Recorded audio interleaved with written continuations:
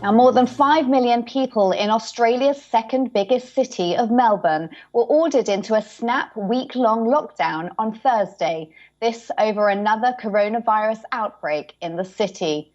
Acting State Premier James Merlino said that stay-at-home orders will apply to Melbourne and surrounding Victoria State from midnight for 7 days, as the cluster doubled to 26 cases.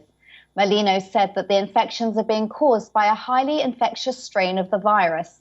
The variant detected, which has resulted in the surge, is known as B1617, which has spread widely in India. 11:59 p.m. tonight, Victoria will enter a 7-day circuit breaker lockdown, and these restrictions will be in place until 11:59 on Thursday, the 3rd of June. In the last day, we've seen 12 linked new cases, bringing the total number of cases linked to the hotel quarantine breach in South Australia to 26. In the last day, we've seen more evidence that we're dealing with a highly infectious strain of the virus, a variant of concern which is running faster than we have ever recorded. Meanwhile, Australian PM Scott Morrison said that the circuit breaker will be pivotal in curbing the spread of the virus. 7 days in Victoria will be very challenging.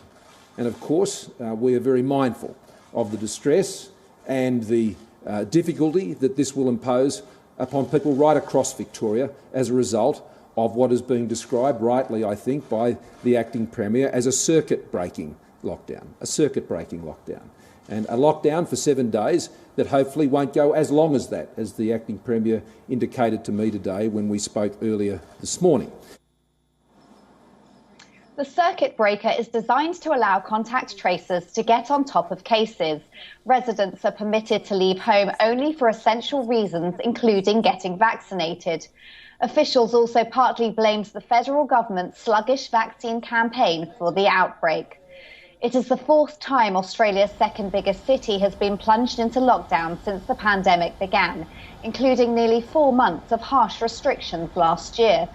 Thousands of people across Melbourne are already self-isolating after positive cases attended dozens of locations, including 2 separate Aussie rules football matches, a series of nightclubs and a medieval battle reenactment. Australians had largely been enjoying few restrictions after the country successfully contained the spread of coronavirus. But critics say a slow vaccine rollout has left the nation vulnerable to outbreaks from hotel quarantine facilities. Australia has recorded about 30,000 cases and fewer than 1,000 deaths from COVID-19. Victoria was most hit during last year's devastating second wave.